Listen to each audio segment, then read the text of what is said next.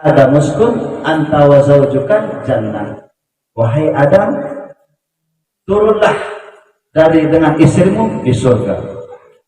Ya Nuhun bisalam. Wahai Nuh, turunlah dari perahu dengan selamat. Ya Musa, ya Isa, ya Yahya, ya semua. Berapa banyak di dalam Al-Quran ketika Allah memanggil seluruh para nabi dan rasul, cukup Allah hanya memanggil nama saja. Tapi lain halnya ketika Allah memanggil Sayyidul Wujud Muhammadin sallallahu alaihi wasallam. Ya Nabi, wahai Nabi. Khususan dari Allah langsung yang Allah berikan kepada Sayyidul Wujud Muhammadin sallallahu alaihi wasallam yang tidak pernah diberikan kepada siapapun selain beliau. Kalaupun Allah memanggil nama langsung, maka setelahnya Allah sebut titel beliau, kedudukan beliau, Muhammadur Rasulullah. Dalam ayat lain, wa ma Muhammadun illa rasul qad khalat min qablihi rusul. Demikianlah Allah memberikan keutamaan kekhususan kepada Sayyidul Wujud Muhammadin sallallahu alaihi wasallam. Dengan kemuliaan ini, maka Allah angkat semua yang ada kaitannya dengan Rasulullah sallallahu alaihi wasallam. Agama yang diridhoi Allah, agama Islam yang dibawa oleh Nabi besar Muhammad sallallahu alaihi wasallam, penyempurna dari semua ajaran Nabi terdahulu. Tidak ada sahabat di antara seluruh para anbiya wal mursalin hatta hawariyin yang mempunyai posisi kedudukan yang demikian diagungkan oleh Allah kecuali sahabat Nabi besar Muhammad sallallahu alaihi wasallam. Tidak ada umat yang begitu menyaingi mengumpuli kemuliaan kehormatan umat Sayyidul Wujud Muhammadin sallallahu alaihi wasallam, sehingga ulama Aulia Allah min Ahlus Sunnah wal Jamaah memberikan fatwa kalam mulia sebagai motivasi kita. Apa beliau katakan? Sebelum Rasulullah sallallahu alaihi wasallam diutus di muka bumi ini, Allah memanggil seluruh umat, Allah memanggil seluruh manusia dengan panggilan wa in kanu min qablu la fi dhalalin mubin. Sesungguhnya mereka semua sebelumnya dalam keadaan sesat, jelas sesatnya. Allah memanggil seluruh manusia, seluruh umat dengan panggilan sesat, jelas sesatnya. Tapi begitu Rasulullah SAW diutus, Allah berubah memanggil kita dengan panggilan yang indah, panggilan motivasi untuk meningkatkan ketakwaan kita kepada Allah. Qul in kuntum khaira ummatin ukhrijat linnas. Kalian adalah sebaik-baik umat yang Allah ciptakan, turunkan untuk manusia. Ta'muruna bil ma'ruf wa tanhauna 'anil munkar wa tu'minuna billah. Yang mengajak kepada hal yang baik, menuju keselamatan, kebahagiaan di dunia dan di akhirat. Jalan beriman kepada Allah, cinta kepada Rasulullah, dan mencegah daripada perbuatan keji, perbuatan yang mengundang murka Allah, yang membuat celaka manusia di dunia dan di akhirat, untuk sama-sama mengajak kepada beriman kepada Allah. Amin. Mudah-mudahan kita, maksud daripada kuntum khaira ummatin ini adalah tugas mulia umat, tugas kita selaku umat sebagai penyambung dakwah Rasulullah sallallahu alaihi wasallam. Tugas kita disebut sebagai kuntum khaira ummatin ketika kita sudah mampu melaksanakan daripada tugas dakwah Rasulullah melalui hal yang seperti ini. Silaturahmi, kita mengajak saudara kita bersalawat dan salam kepada Nabi, kemudian ada majelis ilmunya. Ini merupakan ta'muruna bil ma'ruf wa tanhauna 'anil munkar. Kita doakan kepada Haji Im dan keluarganya yang telah menjadi asbab kita kumpul di tempat yang mulia ini. Semoga Allah kabul segala hajatnya. Amin ya rabbal alamin. Ya, inna arsalnaka syahidan, sesungguhnya Allah mengutusmu sebagai saksi. Rasulullah diutus oleh Allah sebagai saksi, bukan hanya sebagai saksi umat beliau, tapi Rasulullah saksi seluruh umat, bahkan saksi daripada seluruh anbiya wal mursalin. Demikian berat tugas Rasulullah. Tugas Rasulullah di akhirat jauh lebih berat ketimbang tugas beliau di atas dunia. Perjuangan Rasulullah, pengorbanan Rasulullah di akhirat nanti jauh lebih berat ketimbang perjuangan dan pengorbanannya di atas dunia. Untuk itu, ketika kita mencintai Rasulullah, kita jangan menambah beban daripada tanggung jawab Rasulullah Sallallahu Alaihi Wasallam. Suatu saat Rasulullah memanggil Ibnu Mas'ud, ya Ibnu Mas'ud, Iqra' alayya al-Quran. Wahai Ibnu Mas'ud, bacalah Al-Quran kepadaku. Ibnu Mas'ud menganggap heran, bengong. Ya Rasulullah, aqra'u alayka wa ilaika unzil.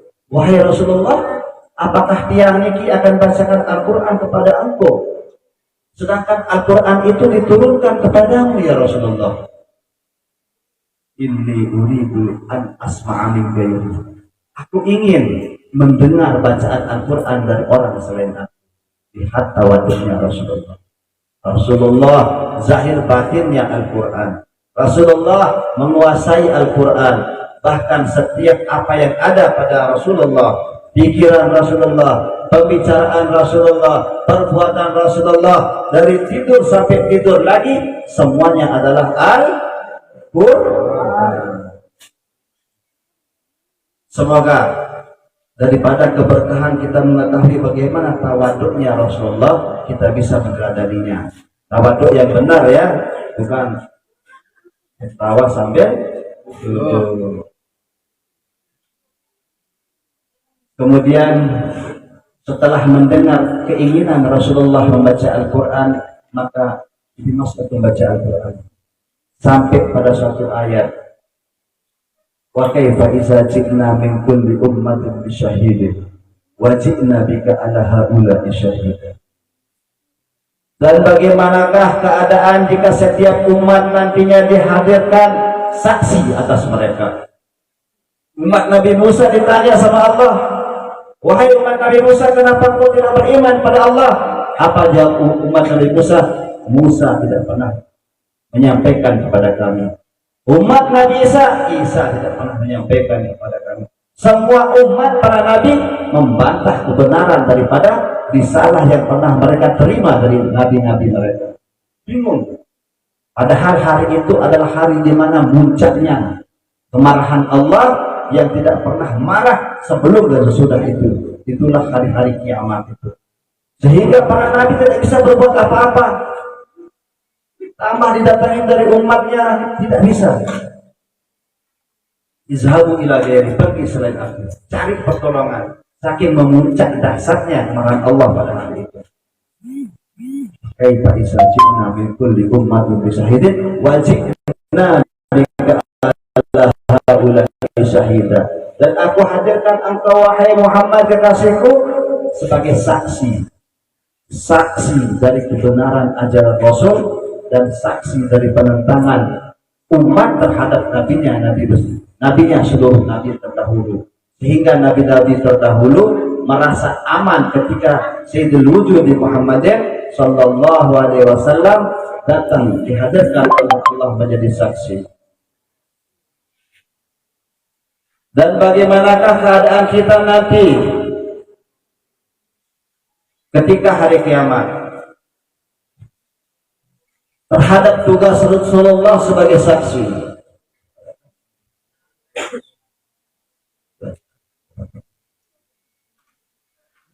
saksi tugas Rasulullah Sallallahu Alaihi Wasallam menjelang Rasulullah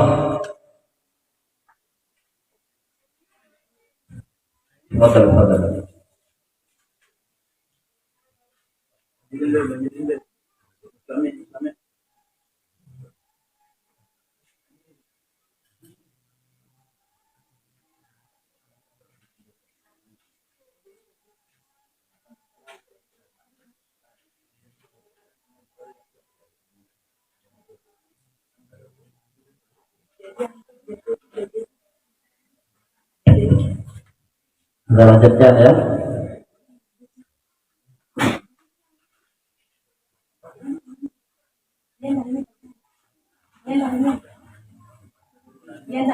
Ya, lepas dulu. Fokus dulu. Kita mulai ya. Jadi kita mulai ya. Ya, baik.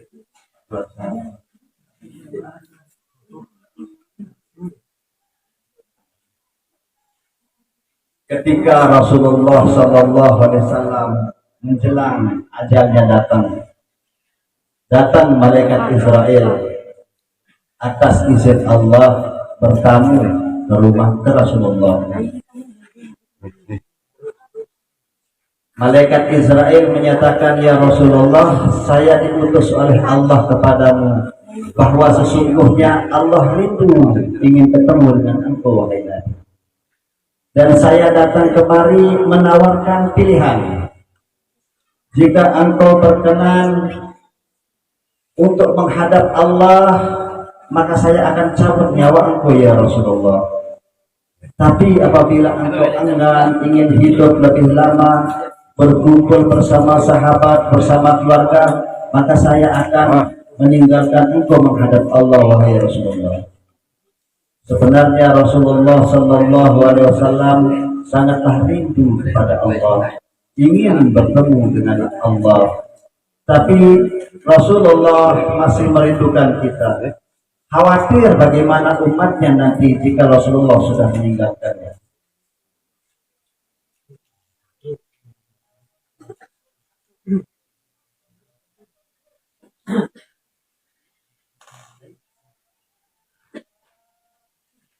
Bisa mulai.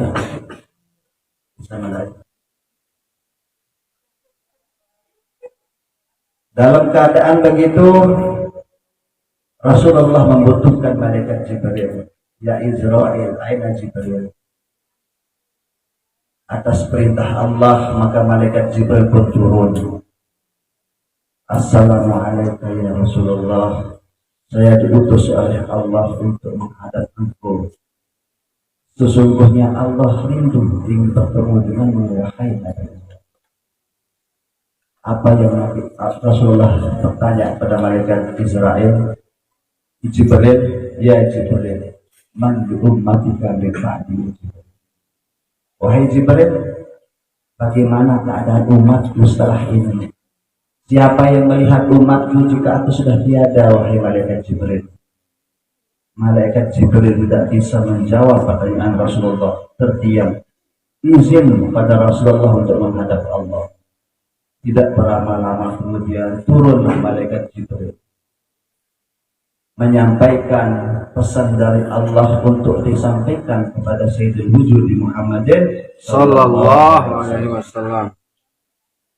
Basyir Habibi Muhammadin, wahai malaikat Jibril, sampaikan kepada kekasihku Muhammad bahwa aku Allah tidak akan pernah menyia-nyiakannya dengan umatnya selama-lamanya. Dan sampaikanlah kepada kekasihku Muhammad, wahai Jibril, surga aku haramkan untuk dimasuki oleh seluruh para rasul dan umatnya sebelum engkau wahai Muhammad kekasihku dan umatmu memasukinya. Sallu ala Nabi Muhammad. Al-an toba nafsi ar-rafiqul. Lalu sekarang saya tenang wahai Jibril. Silakan Israel cabut nyawaku. Kita tidak pernah dilupakan oleh Sayyidul Wujud Muhammadin sallallahu alaihi wasallam. Bahkan sampai nanti di akhirat pada masa Dikisahkan ketika Allah menciptakan mimbar dari cahaya. Mimbar dari cahaya ini akan dinaiki oleh seluruh para nabi dan rasul untuk melesat menuju surga. Dijelaskan seluruh mimbar sudah siap dimasuki oleh para nabi dan rasul, siap menuju surga. Tapi di depan mimbar cahaya tersebut ada mimbar Rasulullah belum dinaiki sama beliau. Sehingga maka ini jalan ini, setiap mimbar yang di belakang mimbar Rasulullah tidak bisa jalan.